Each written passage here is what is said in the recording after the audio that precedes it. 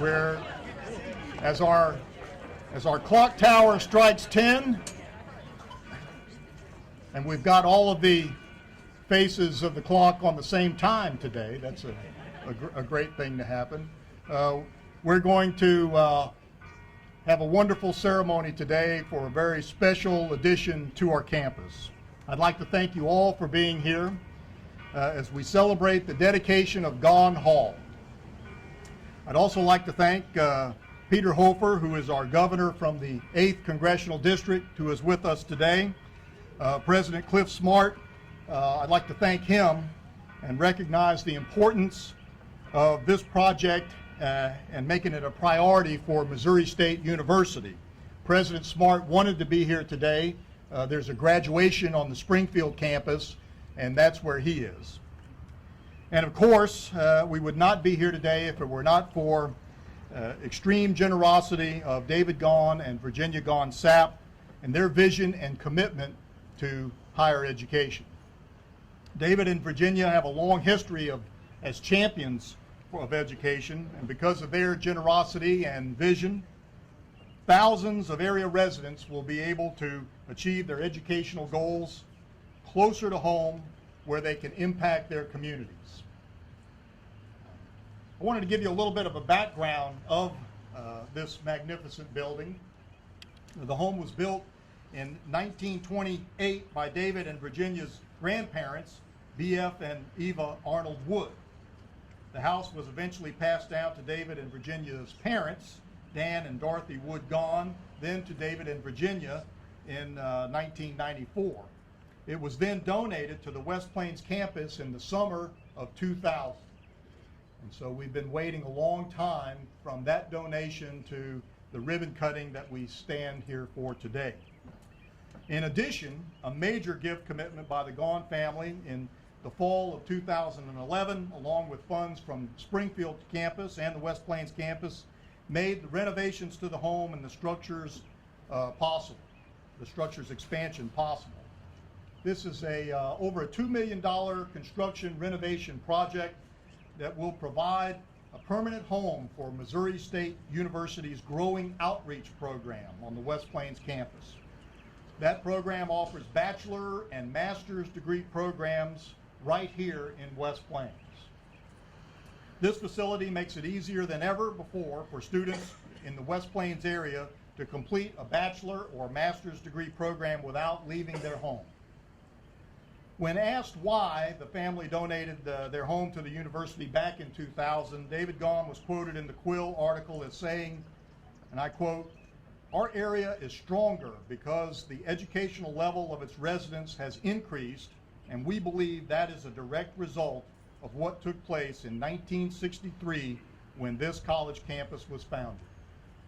Today, we are seeing David and Virginia's vision come to fruition, and students will benefit from the education that they're able to receive in this facility for decades to come.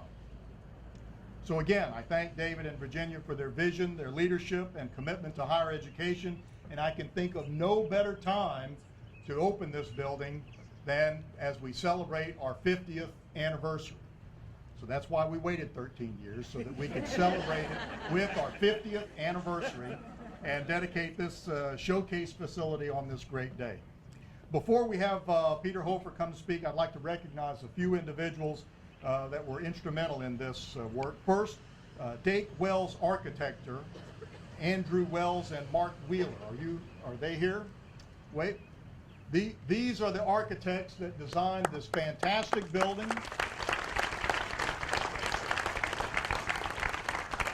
They are the same architects that did our community storm shelter student rec center. They won an award for that, and when you take it's hard to make a cement building anything more than just a cement building. They won an award for that, and I am confident that they're going to receive many awards for this outstanding architecture and this project. Also, we want to recognize MSU Design and Construction, Ken Boatwright and Rob View. Are they here? Would they wave? Over there. Rob Roy is also my racquetball partner on the Springfield campus from time to time. And then finally, Bales Construction, the project manager, Justin Block, is not able to be here, However, Site Superintendent Mike Sexton. Mike, are you here? I don't see Mike, but I have seen him every day on this project. This is the only time I haven't seen him. If you see Mike out and about town, please thank him for his hard work that brought this building to what you see today. And with this, I'd like to introduce Peter Hofer, representing our Board of Governors. Mr. Hofer.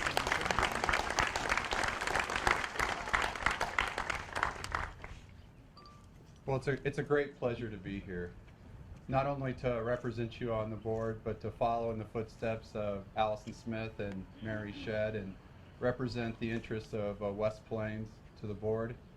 50 years.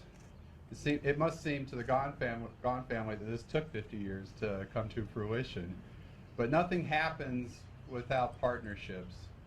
From the humble beginnings of West Plains to what we're seeing now with the campus taking shape in this beautiful building, how appropriate is it that we think about the journey and what partnerships mean? As you look around the campus, you see the Liebauer Center, for instance, here. And in the past, a lot of projects came from state government as we worked. The community would work with its representatives and the money would be put into the budget, and over time the buildings would be built. But in the last 10 to 15 years, those partnerships have changed as budgets have changed at the state and federal level. So these partnerships take different forms to make things happen. And a community commitment is necessary to put in what's needed. So I can see over time that the needs for enhanced facilities here have been a very important focus of the board, thanks to Mary Shedd. And then when Cliff Smart came on as president and interim, and Chancellor Bennett started to work together to say, how can we put this in these troubled times of budgets, how can we make this happen here for the community? The demand is building up. We have many that need enhanced access to the ITV, the BearNet network. We need better enhanced study rooms. We need better ways for the computer labs to deliver what students need in today's business environment. How can we make this happen? And so in stepped the Gohn family to say, we'll double down. We'll work together with you. So Chancellor Bennett, the family, and Cliff Smart found a way to make this happen. Nothing happens without partnerships. And now, what do you have? You have a portal to the world. So as we look for future needs in this area, you now have a facility that's able to deliver what businesses need all around the area. So those families that are afraid to lose their children to universities and then have them go off to work somewhere else in the country now have the ability to have their education right here in West Plains through these facilities. For those that are working here but know they need enhanced skills to be able to successfully navigate the career and the changing world that we face, we now have that here with this building. Nothing happens without partnerships, and this portal to the education world that is now funneled here will be critical for the success of not only this area, but I dare say most of the 8th Congressional District as students come in and travel here to take classes. So to the family, thank you. I know this has been a priority of the board for quite a long time, and the excitement of the board over what's happening on this campus, I cannot express how it is a priority. Every single meeting we talk about what does West Plains need. The Chancellor making sure that your voice is always heard. So thank you for your dedication to the community, our state, and making things like this happen.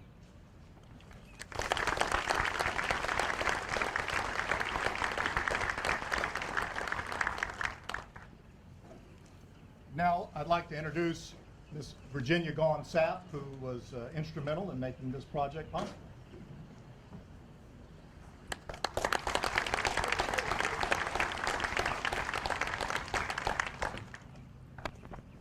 Thank you all very much for coming today to help us celebrate the dedication of Gohn Hall. I am so happy to be here and to be in my hometown again. It's been a long time. And I'm thrilled that so many of you could be here today to help us dedicate our family home, and also to honor Missouri State University for all that they have done for our community for the last several years and making today possible. I have such wonderful childhood memories growing up in this home. And I always thought it was special for David and I to grow up in the same home that our mother and her brother grew up in, with her parents, as we mentioned, B.F. and Eva Wood. After our parents were married in 1939, they moved in here to take care of our grandfather, and as you mentioned, he built the home in 1928.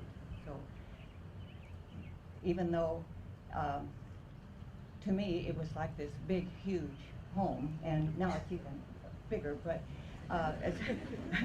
anyway, it just was so special for me to feel like I could live in the same home that my mother had grown up in. And David and I were very fortunate. There were a lot of wonderful playmates around this area, and a lot of wonderful neighbors. Jean Davidson, who's here today, lived in the home 2 doors that way. And she spent a lot of time in this home as well, because her mother and my grandmother were sisters. And Jean's mother we call our Aunt Lenny, even though she was more like a grandmother to us, because she was always making rolls and chocolate cakes and babysitting us when our parents would be out of town. It was just very, very special to be able to run down to her house every day and see Aunt Lenny and have her live so close to us, because she was such a big part of our lives. And as I said, we had many, many great neighbors, and a lot of wonderful playmates that lived all around this beautiful campus. I often wondered one time too, if my mother ever counted the stairs as I did from the first floor to the second floor, because I did this so that if I came home late at night and the lights were out, I could get from the first floor up to my bedroom on the second floor without turning on any lights and getting in trouble. So in my memory, I can't count them now, they're gone, but I think there used to be 17 stairs from the bottom floor to the top. So it's a dream come true, seeing the completion of Gohn Hall, and our father used to tell us that nothing was more important than getting a college education. I know he would be very pleased, as with our rest of our family, that our family home is being used for educational purposes and for those obtaining advanced degrees. I am so proud to be from West Plains. It's an honor to be here today and part of this wonderful community. And thank you all for being here and sharing today with us. Thank you.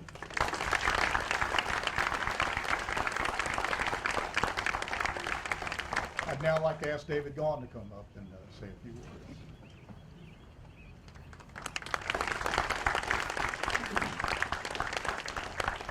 Good morning, everyone. Thank you for being here. The sun hasn't come out yet, but I think it will momentarily and shine on this beautiful gathering. On behalf of the entire Gohn family, we say thank you to Missouri State University and Cliff Smart, its president, for starting the initiative to complete this building and project, which languished for many years. What we see before us turned out beyond our expectations. To design a new building to match and enhance a home that was built 75 years ago was no small undertaking. But as much as we have received help from the Springfield campus, I would be remiss if I didn't say to you that the dedicated staff here at the West Plains campus was equally important to the completion of this project. A thank you to Chancellor Drew Bennett. A thank you to Director of Development Elizabeth Grisham, and Board of Governors Jerry Hall, Allison Smith, and Mary Shedd, along with Carol Silvey, a past Director of Development, who were all instrumental in making this a reality. As I said to some of you who were here during the groundbreaking, I have many memories about growing up in this house. Stories I could tell you for the rest of the day, and some I probably shouldn't tell you. But playing on these grounds and living the life young boys live in a neighborhood that cared about its neighbors. turning back, thinking back, I spent 22 years in this house before Billy Kay and I were married in 1963. During those 22 years, I had the good fortune to be raised in a two-parent household. The opportunities afforded me helped in my development. Sometimes those opportunities went with some discipline that I felt at times was too harsh. However, thinking back, I think it might have worked out just about right. Looking to the past may be instructive, but I believe that living in the present and looking to the future gives one the most chances for success. From today forward, the students that utilize the opportunities in this building will receive and have a chance to build for themselves and their families a positive life.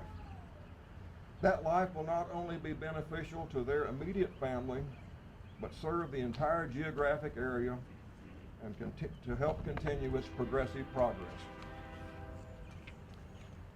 When this dedication is over, some of you will have a chance to look inside the building. I want you to look in the southwest corner up on the wall in the new part of the building. There's a quote up there. We appreciate all of you being here today, and we look forward to the many years of learning in this building.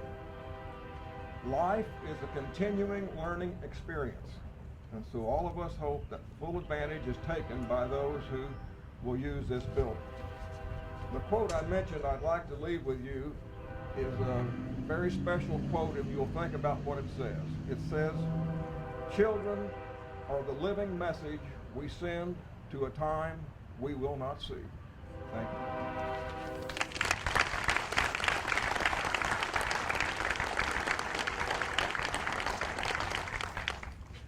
Ladies and gentlemen, this is about to conclude our ceremony. We are going to cut the ribbon, and then we invite all of you to come into this beautiful facility and take a look.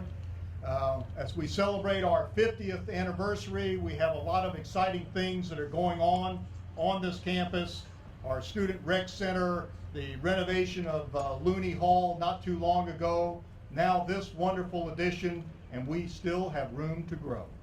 Thank you for your support. As I've said before, we are not a community college, but we are definitely the college of this community and the surrounding area that we serve. Thank you very much.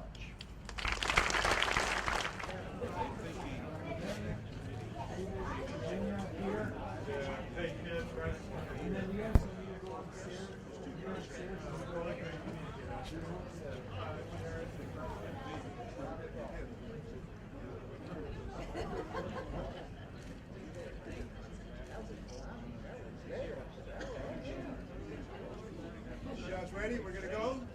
Okay, 1, 2, 3. There it is.